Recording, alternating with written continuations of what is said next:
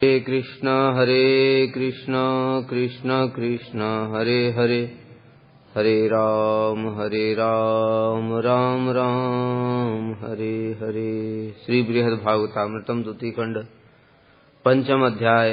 हम लोग सुन रहे थे श्री नारद जी कृष्ण की रास लीला के विषय में वर्णन कर रहे थे।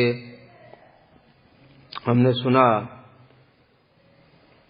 कि कृष्ण रास से अंतर्धान हो गए, गोपियों को सौभाग्य मद हुआ और राधा जी को मान हुआ। उनके सौभाग्य मद को प्रशमन करने के लिए और राधा जी के मान को प्रसाधन करने के लिए। प्रशमन और प्रसाधन में क्या अंतर है? प्रशमन का मतलब है कि उनको मान सौभाग्य मद को खंडन करने के लिए कि देखो तुमको जो सौभाग्य मद हो रहा है तो वो ठीक नहीं है, क्योंकि तुमसे भी सौभाग्यशालिनी कोई है। और वो प्रशमित भी हो गया, क्योंकि जब गोपियां आगे गईं तो उन्होंने देखा कि एक कृष्ण के चरण हैं और उसके थोड़ा सा आगे जाकर के देखा एक गोपी के भी चरण हैं। तो उनका जो मद था वो खत्म हो गया। यही तो मद था, मैं सौभाग्यवती हूं क्योंकि कृष्ण मेरे साथ ही नृत्य कर रहे हैं। अब इनका मद खत्म हो गया, यही प्रशमन। फिर उन्होंने देखा अरे इस गोपी का क्या सौभाग्य है, क्योंकि और थोड़ा आगे देखने पर कृष्ण के ही चरण हैं और वो भी कैसे आगे धसे हुए गहरे। जब मिट्टी में खड़े हो और ऐसा उचक करके पंजे के बल उचक करके खड़े हो तो पंजा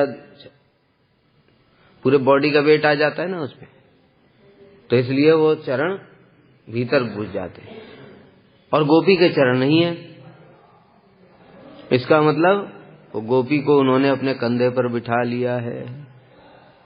थोड़ा और आगे जाने पर उन्होंने देखा वहां पर फूल पुष्प इत्यादि बिखरे हुए हैं। ओ, यहाँ पर इस सौभाग्यवती गोपी का केश प्रसाधन किया है। ये है मान को प्रसाधन करने के लिए। प्रसाधन मतलब मनाने के लिए, उनको मना रहे, इनको नहीं मनाया। इनके सौभाग्य को तो खंडन किया है, प्रशमन इसी को कहते हैं। और प्रसाधन मतलब मनाना। तो राधा जी को वो मना रहे हैं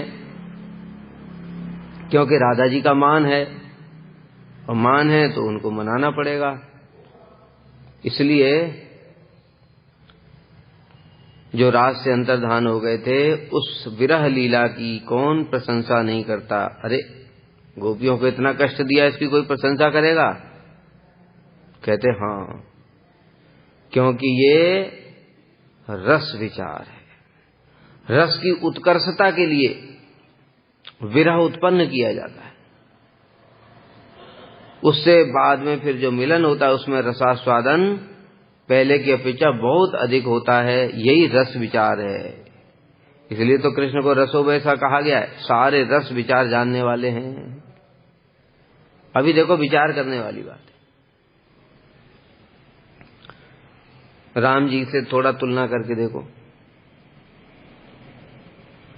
अभी राम जी ने भी विप्लम्ब रस का आस्वादन किया और सीता जी को तो ले ही गए।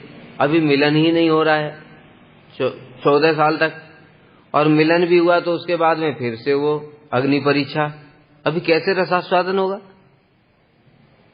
इतने लंबे विरह के बाद? तो इस प्रकार से। और दूसरी बात है कि ब्रज में जो कृष्ण कहते हैं कि मथुरा चले गए तो फिर इस तरह 100 साल के बाद में आए, कि तो वो भी ठीक नहीं है।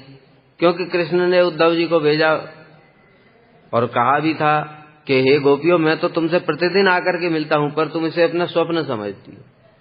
तो कृष्ण प्रतिदिन आते भी हैं, उनसे मिलन भी होता है, उनके साथ लीला विलास भी होता है, चले जाते हैं, किंतु उनका प्रेम इतना अधिक है कि वो उसको क्षण भर के समान लगता है।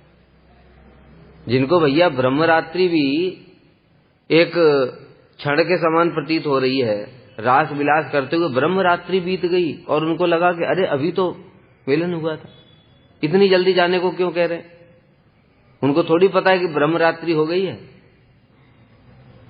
तो मिलन का सुख इतना अधिक है कि उनको लगता है कि बस थोड़ी ही देर हुई है। इसलिए ये रस वैचित्र, रस चातुरी है।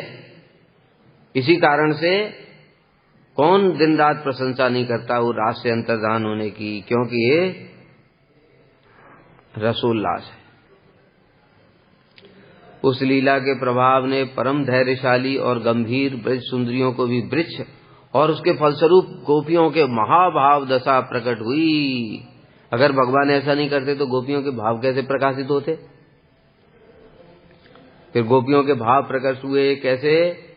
गोपियों ने ढूंढना शुरू किया। ढूंढते ढूंढते विरह में अत्यंत व्याकुल हो गई और व्याकुल होकर के उन्माद दशा को प्राप्त हो गई। उन्माद दशा का लक्षण क्या है? वो कुछ भी करता है। फिर बताए ना, इस जगत का ये शब्द नहीं है। इस जगत में तो उसको पागलपन कहते हैं। जैसे जगत के लोग पागल हो जाते हैं, किसी माँ का संतान मर गई, वो पागल हो जाती है तो कहते वो देखो आ रहा है ऐसे करके, ये पागलपन है।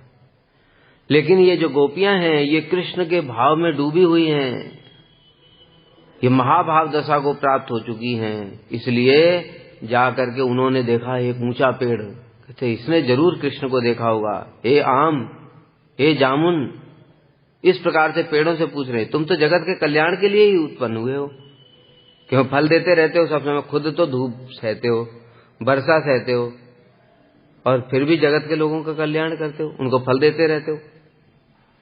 फिर उसके बाद में जब मर भी जाते हो तो भी लकड़ी दे करके जाते हो, तो वो भी काम आती है। तो इस प्रकार से हे वृक्षो, तुम तो परम कल्याण के लिए ही उत्पन्न हुए हो, हमारा भी उपकार करो। क्या तुमने हमारे कृष्ण को देखा? फिर थोड़ा और आगे बढ़ी। वो लताएं वृक्ष से अपने, लताएं तो वृक्ष से लपटी रहती हैं, तो वो कह रही अरे लताओ, तुम तो अपने प्रियतम वृक्ष के संग में हो, अंग संग कर रही हो, इसलिए तुम प्रफुल्लित हो।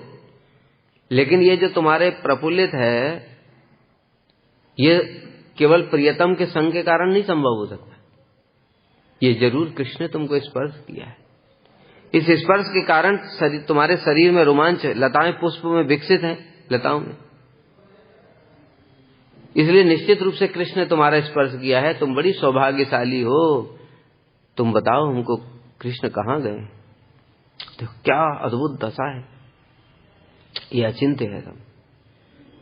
फिर उसके बाद में इस प्रकार से एक एक कटहल और जो दूसरे लता पता छोटे पेड़, इन सब से पूछ रहे हैं कि कृष्ण को कहीं देखा क्या? और फिर आगे तुलसी देखा। तुलसी कदाचित कल्याणी तुलसी, हे तुलसी तुम तो सबसे ज्यादा सौभाग्यशालिनी हो। और दूसरी बात, तुम्हारा कृष्ण के चरणों में अनुराग भी है। तीसरी बात, कृष्ण का भी तुमसे बहुत प्रेम है। इस कारण से कृष्ण सारे पुष्पों को छोड़ करके तुम्हारी ही तुलसी की माला ग्रहण करते हैं और उसकी सुगंध से भंवरे आकर के उस माला के ऊपर गुंजार करते रहते हैं। लेकिन फिर भी तुम कृष्ण को इतनी प्रिय हो कि फिर भी वो उतारते नहीं। इसलिए हे तुलसी, और तुम हमारी बहन भी हो, इसलिए हे बहन बताओ तो सही जरा कृष्ण कहाँ चले गए? इस प्रकार से गोपियां कृष्ण के भाव में पूर्ण रूप से आविष्ट हो गईं। यही उन्माद दशा को प्राप्त करवा दिया उस विरह ने। इसीलिए बता रहे हैं वो विरह नहीं है, वो विरह विप्लम क्या है, वो प्रणम्य है। उसकी स्तुति करते हैं बड़े बड़े लोग, उसकी महिमा को गान करते हैं, क्योंकि वो विरह साधारण नहीं है, वो गोपियों की महाभाव दशा है जो इस जगत में प्रेमी भक्तों के लिए भी दुर्लभ है। हमारी तो बात छोड़ दो, हम तो साधक है भी, अनर्थ ही दूर नहीं हो रहे। प्रेमी भक्तों, नारद जी जैसे प्रेमी भक्त, उद्धव जी जैसे जो हैं, उन सब के लिए भी वो प्रणम्य है दशाएं। वो भी उस अवस्था को प्राप्त नहीं कर पाते। कभी देखा नारद जी भगवान के विरह में व्याकुल होकर के ऐसे उन्मादग्रस्त हो गए, अथवा उद्धव जी अपने आप को भूल गए हों? तो इसलिए ये जो दशा प्रकट हुई थी, अगर रास से अंतर्धान नहीं होते तो कैसे होती? वास्तव में ये गोपियों की महिमा प्रकाशित करने के लिए ही कृष्ण कर रहे हैं कि जगत के लोग देखें जरा गोपियां कैसी महाभाववती हैं।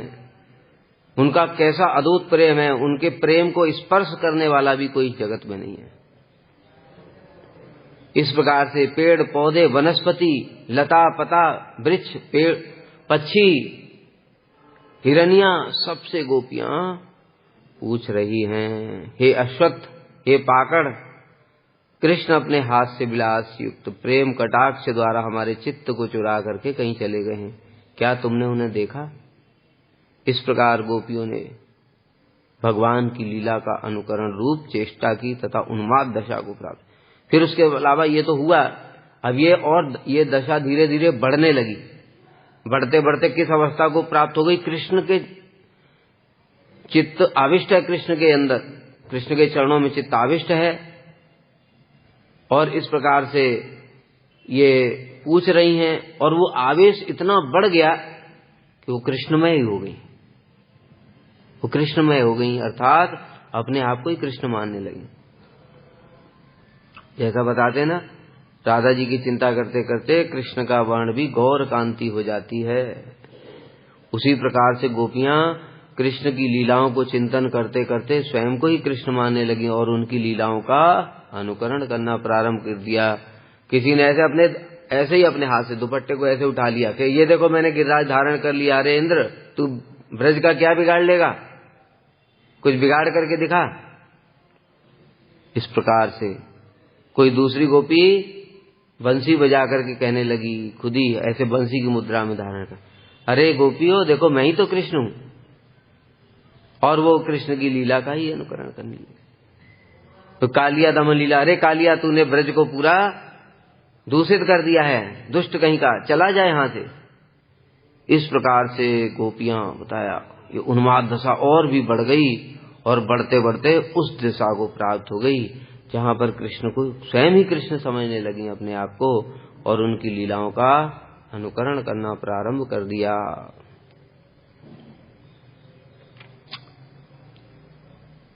विभ्येम अस्माद्धंत दुर्बोध लीला क्व तत्तस्याः सार सौभाग्य दानम क्व सद्यो अंतर्धान तो रोदनाब्धा वनाथाया यातनई काकनीया। हाय बड़े दुख की बात है। कौन कह रहा है? नारद जी।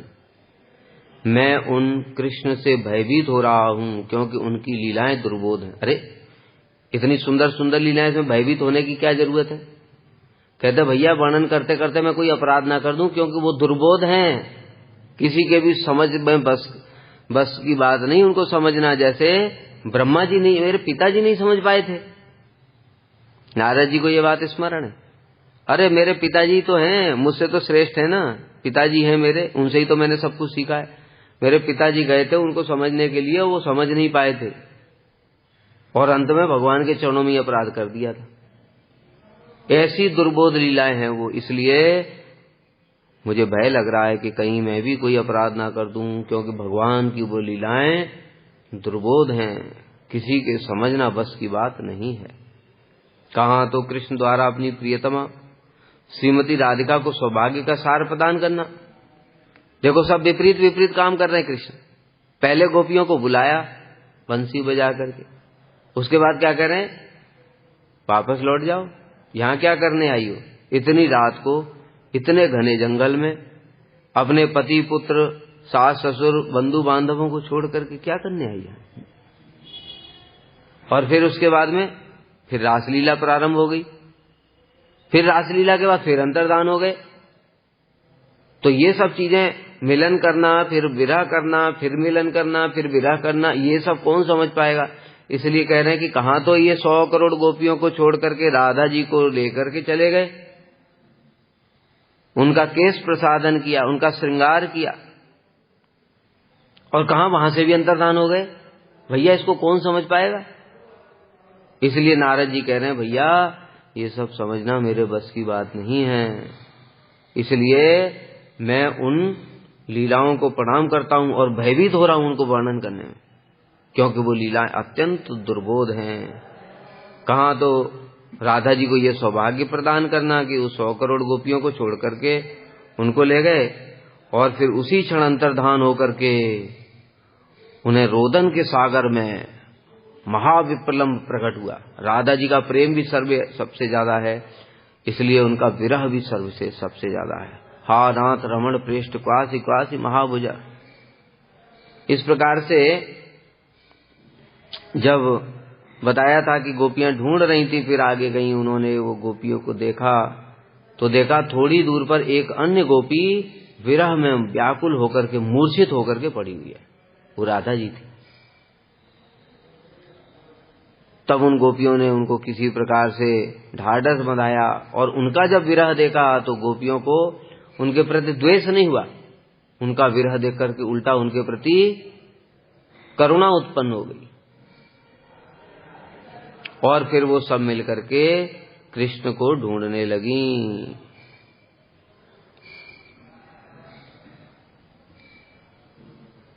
कैसे वर्णन आता है कि वही राधा जी का श्रृंगार प्रसादन इत्यादि कर रहे थे, उसी समय गोपियां पीछे से आ रही थीं। तो राधा जी ने सोचा कि अरे ये सब भी तो छोड़ करके आई हैं और कृष्ण अकेले मुझे ही ले आए हैं, तो इनको भी वो कृपा होनी चाहिए। इसलिए राधा जी ने आगे जाने से मना कर दिया। कहती मैं तो थक गई हूं, अब मुझसे और चला नहीं जाता है, अब तुम अपनी इच्छा से मुझे जहां चाहे ले चलो। तो कृष्ण का ठीक है, कंधे पर बैठ जाओ। बस राधा जी ऐसे ही कंधे पर बैठने के लिए हुई, उसी समय कृष्ण वहां से भी अंतर्धान हो गए। इस प्रकार से कह रहे हैं, कहां तो उनको ये सौभाग्य देना और कहां वहां से भी अंतर्धान हो जाना। और फिर राधा जी को अत्यंत तीव्र विरह हुआ कि मैंने ही उन प्रियतम का पुनः पुनः अपमान किया, इसलिए वो मुझे भी छोड़ करके चले गए। अतः श्री राधा जी ने महाक्रंदन रूप यातना सहन की थी। तासाम आर्त्या गीत वद्रोदनाद्यः प्रादुर्भूयानंदपुरम व्यधत्त यः प्रश्नानामुत्तरम तदौदच स्वस्यणित्व स्थापकम सो अवतु त्वाम। फिर उसके पश्चात में गोपियों ने कृष्ण को मिलकर के ढूंढना प्रारंभ किया और फिर हमें विरह गीत गाया, जो कि सारे जगत में प्रसिद्ध है। अगर वो गोपी गीत नहीं होता तो हम क्या गान करते। इसलिए कह रहे हैं ये सब विप्लंब रस, ये सब विप्लंब रस ही तो है गोपी गीत। तो इस प्रकार से उन्होंने गोपी गीत गाना प्रारंभ किया और उस गीत के प्रभाव से, मतलब वो जो उसमें गोपियों के जो भाव हैं पूरे व्यक्त हुए गोपी गीत में, और उस गीत से कृष्ण खींचे हुए चले आए। और उसमें फिर क्या वर्णन आता है, ती गोप्य प्रगायन्त्य प्रलपन्त्यश्च चित्रधारु रुदु सुस्वरम राजन कृष्ण दर्शन लालसा। कृष्ण दर्शन की लालसा में अत्यंत तीव्र विरह से आतुर होकर के जो गोपी गीत गाया, तासाम आविर्भूत शौरी स्मय मान मुखाम्बुज पीताम्बर धर सृग्वी साक्षात मनमथ। तो कृष्ण रह नहीं पाए और उनके बीच में ही शौरी बोला। यहाँ पर शौरी क्यों बोला? सूरसेन से संबंध के कारण, क्योंकि सुखदेव गोस्वामी मानो, क्योंकि वो तो राधा जी के सुख पक्षी हैं, इसलिए उनको भी क्रोध आ गया कि अरे हमारी स्वामिनी को छोड़ करके चले गए। इसलिए शौरी सूरसेन से संबंध के कारण, कंस का वंश है वो, इसलिए उन्होंने ऐसे शब्द का प्रयोग किया क्रोध में। और स्मय माना मुखाम्बुज, किस प्रकार से थे? मंद मंद स्मय, हास्य था उनके मुख पर। गोपियां इतना क्रंदन कर रही हैं और वो हंसते हुए प्रकट हो रहे हैं। पीताम्बर धर सृग्वी, पीताम्बर को ऐसे हाथ में लिए हुए थे ऐसे करके, और उसको पकड़ करके सिर झुका करके। मतलब क्या, हम लोग जो गलवस्त्र पहनते हैं वो दीनता का प्रतीक होता है। तृणादपि सुनीच, वो कोई फैशन नहीं है जगत के लोगों की तरह, वो हमारा दीनता बस है। गलवस्त्र के तांजलि वैष्णव निकटे, वैष्णवों के निकट कैसे जाना चाहिए? गलवस्त्र धारण करके दीनता पूर्वक।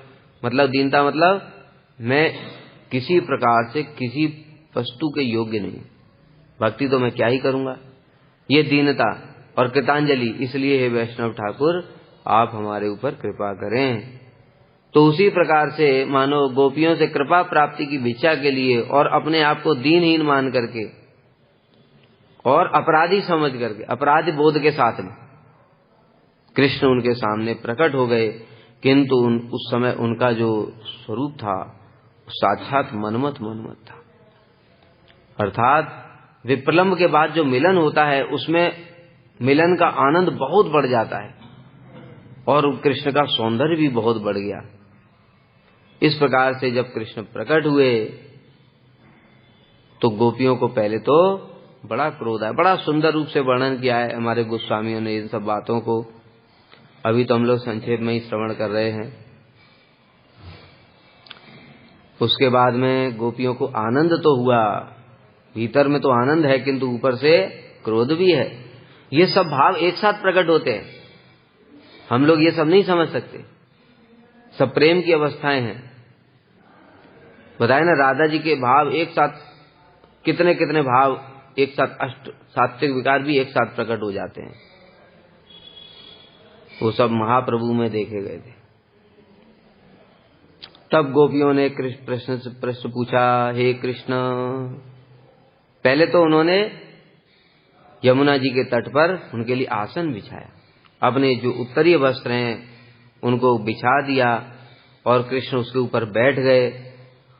और फिर गोपियों ने प्रश्न पूछा, हे कृष्ण, एक हमारे प्रश्न का उत्तर दो। पहले तो एक प्रकार के लोग वो हैं जिनका भजन करने पर भी वे प्रतिदान में भजन करते हैं। तुम बताना इनमें से तुम कौन से हो।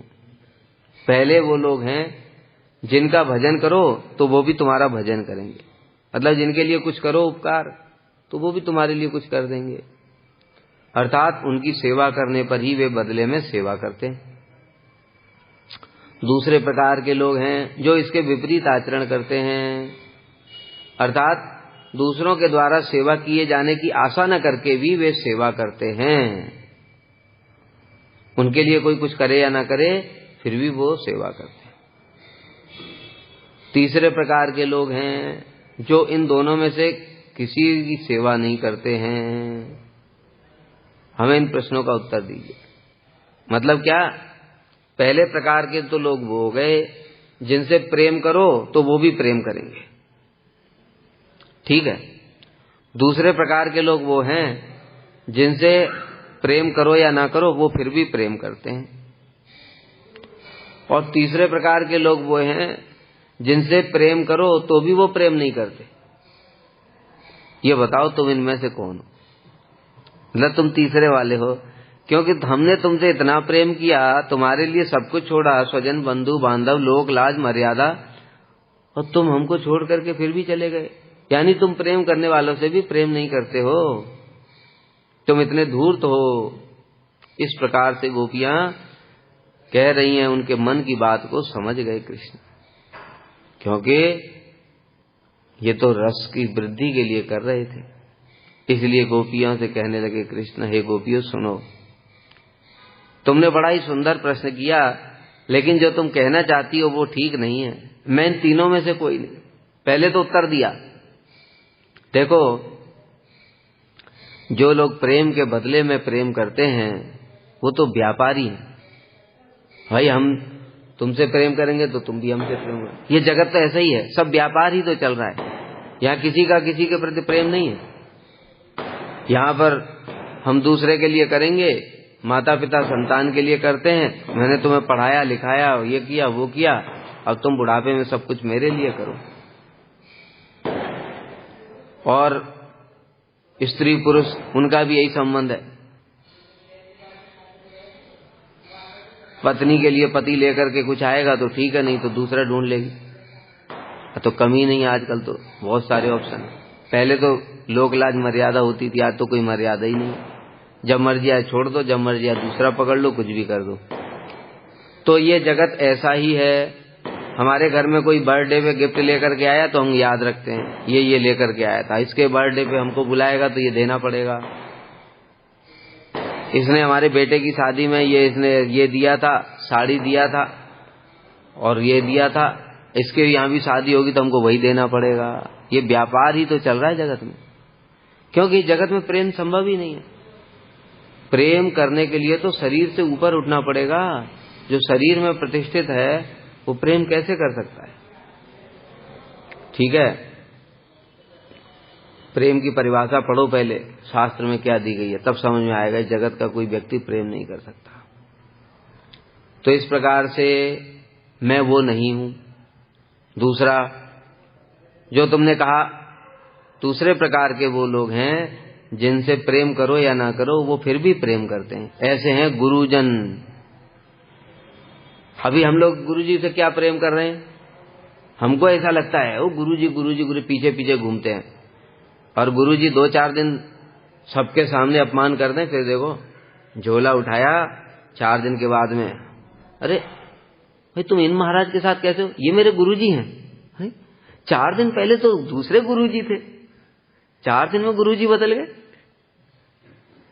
ये स्थिति है। इसलिए हम लोग गुरु से प्रेम नहीं कर सकते। बताए ना, प्रेम करेंगे कैसे? स्वार्थ तो हृदय में भरा हुआ है। अनर्थग्रस्त साधक प्रेम कैसे कर सकता है? इन सबसे जब उठ जाओगे ऊपर तब तो प्रेम करोगे। जो निस्वार्थ हो जाता है, निष्काम हो जाता है, वो प्रेम कर सकता है। लेकिन गुरु जो कि उस धाम के वासी हैं, बद्ध जीव जो गुरु बन के बैठा है वो प्रेम नहीं कर सकता है। उसका भी स्वार्थ रहेगा। मैं ये अपने शिष्य बनाया 50, इससे ये कर लेता हूं, मैं ये पढ़ा लिखा, इससे ये काम करवा लूंगा, ये थोड़ा लेबर क्लास का है, इससे ये मजदूरी करवाऊंगा। वो यूज कर रहा है, क्योंकि वो प्रेम कहां से करेगा? वो तो खुद ही बद्ध है। लेकिन जो भगवान के धाम से आते हैं, जिनके हृदय में रागात्मिक जन, उनका स्वाभाविक कृष्ण से प्रेम है, उनका स्वाभाविक रूप से जीवों से प्रेम होता है। ये जीव किस प्रकार से डूबे हुए हैं, ये संसार में माया के थपेड़े खा रहे हैं। कैसे मैं इन पर कृपा करूं? कैसे एक जीव को ले जाकर के राधा जी के चरणों में समर्पित कर दूं? इसलिए वो प्रेम करते हैं। हमारे गुरुजी से एक समय गुरुजी ने, शिष्य ने पूछा, गुरुजी मैं आपके लिए क्या लेकर के आऊं? तो गुरुजी ने बोला तुम जाओ मेरे लिए 108 कमल ले आओ। तो बस गुरुजी इतनी सी चीज मांगी आप, मैं अभी मार्केट से जा करके लेकर। गुरुजी कहने लगे मूर्ख, अरे मैं ये बाजार के कमलों का क्या करूंगा? अरे हृदय कमल लेकर के आओ, हृदय कमल। उन हृदय कमल को मैं पहले साफ करूंगा। कामना, वासना, भोग ये सब हमारे अंदर भरा हुआ है, इनको पहले सफाई करूंगा और साफ करके राधा जी के चरणों में अर्पण करूंगा। ये गुरु हैं। ऐसे गुरु प्रेम करते हैं सारे जगत से। बद्ध जीव कभी प्रेम नहीं कर सकता किसी से। तो इस प्रकार से जो गुरुजन हैं, और कभी कभी माता पिता भी, सभी तो नहीं, कुछ कुछ माता पिता निस्वार्थ होते हैं जो अपनी संतान का सब समय हित ही चाहते। जैसे हम लोग देखते हैं भक्ति कुमुद संत गोसाई महाराज जी के माता पिता, उन्होंने खुद अपने पुत्र को प्रभुपाद जी के चरणों में समर्पित कर दिया। जैसे भक्ति सौरभ भक्ति सार गोसाई महाराज जी अपने बेटे से क्या बोले, बेटा हमको भूल जाना, हमारे गुरुजी के चरणों की सेवा करना। ये सब जो माता पिता हैं ये सब निस्वार्थ है, तो गुरुजन हैं। तो कृष्ण कह रहे हैं देखो देवियों, जो जिनसे प्रेम करो या ना करो वो फिर भी प्रेम करते हैं, ऐसे होते हैं माता पिता, गुरुजन इत्यादि। फिर तीसरे कैटेगरी में जो गोपियां कहने तो वो तुम ही हो, जिनसे कोई प्रेम करे कितना भी, लेकिन वो किसी से प्रेम नहीं करते, वो तो तुम ही हो। तो हंसते हुए कृष्ण कहने लगे देखो गोपियों, ये तीसरी कैटेगरी में भी नहीं हूं मैं, ये भी ऐसे लोग होते हैं। फिर उनके कैटेगरी बताया। एक तो जो कृतज्ञ लोग होते हैं, कृतज्ञ मतलब जो किसी का उपकार ही नहीं मानते। माता पिता ने हमारे लिए क्या कर दिया, जो करते हैं वो तो सभी कर ही रहे हैं, पढ़ाया लिखाया बड़ा किया, कौन सा पैदा करके हमारे ऊपर एहसान कर दिया क्या? ये सब कृतज्ञ।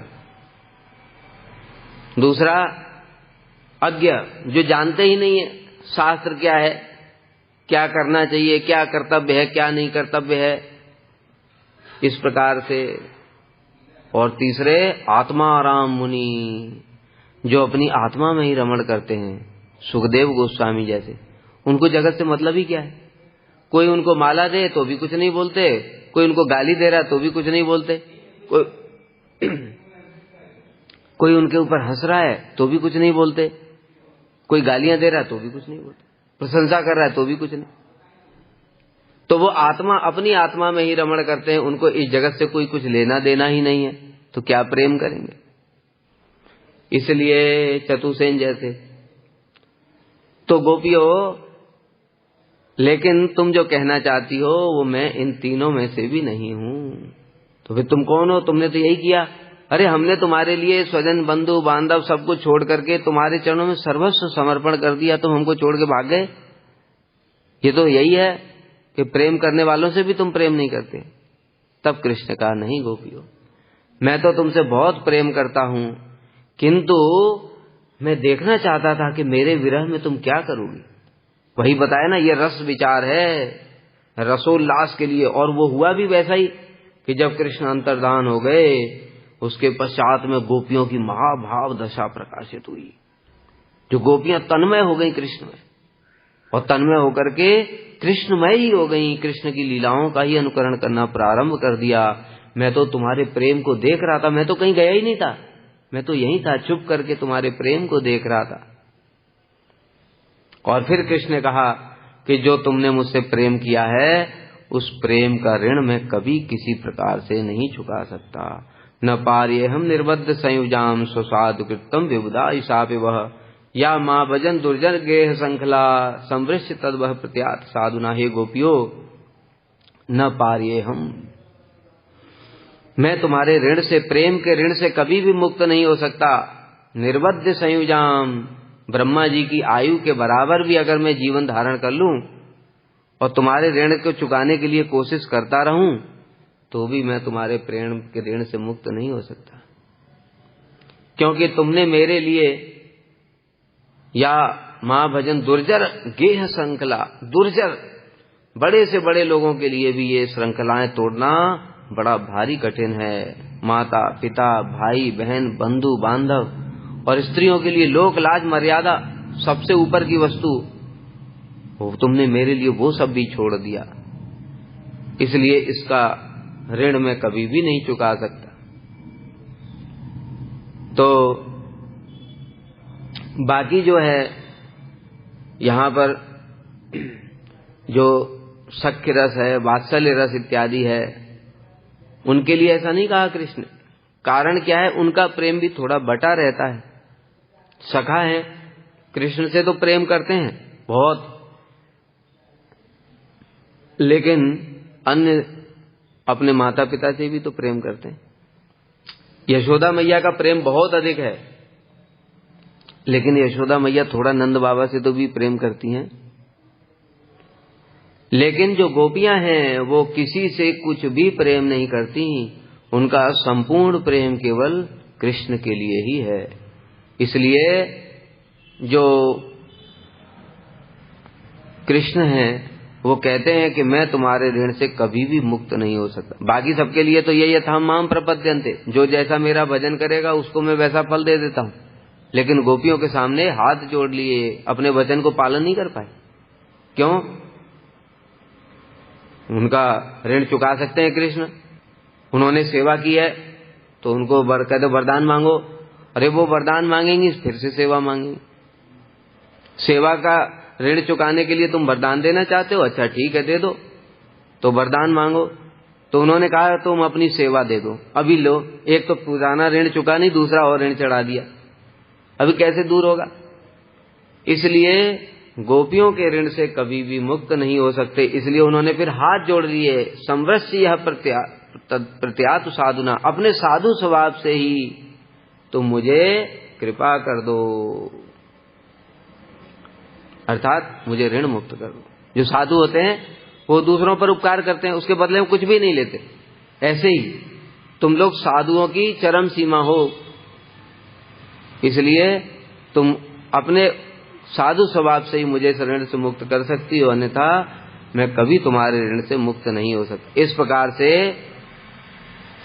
श्री कृष्ण ने गोपियों के प्रेम की महिमा का गान किया है। इसलिए ये श्लोक बड़ा विशेष है, जहां पर कृष्ण भी गोपियों के सामने हार मान करके खड़े हो गए हाथ जोड़ करके कि आप अपने साधु स्वभाव से ही मुझे ऋण मुक्त कर दो।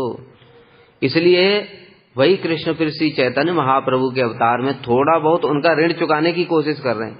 जो गोपियों की महिमा हर जगह प्रकाशित कर रहे हैं, राय रामानंद संवाद में, रूप शिक्षा में, सनातन शिक्षा में और अन्य अन्य स्थानों पर जो गोपियों की महिमा महाप्रभु प्रकाशित करते हैं, विशेष रूप से राधा जी की, थोड़ा बहुत ऋण चुकाने का चेष्टा कर रहे हैं, लेकिन चुका नहीं सकते। वो इतना प्रेम है उनका। और बताए ना, कृष्ण कह रहे हैं तुम्हारा मेरे प्रति प्रेम है एकनिष्ठ और मेरा प्रेम बटा हुआ है। कृष्ण का प्रेम तो बटा हुआ है, वो गोपियों से प्रेम करते हैं, फिर वो यशोदा मैया नंद बाबा से, वात्सल्य रस वालों से भी प्रेम करते हैं, फिर वो सख्य रस वालों से भी प्रेम करते हैं, फिर वो दास्य रस वालों से भी प्रेम करते हैं, शांत रस वालों से भी, सारे भक्तों से प्रेम है उनको।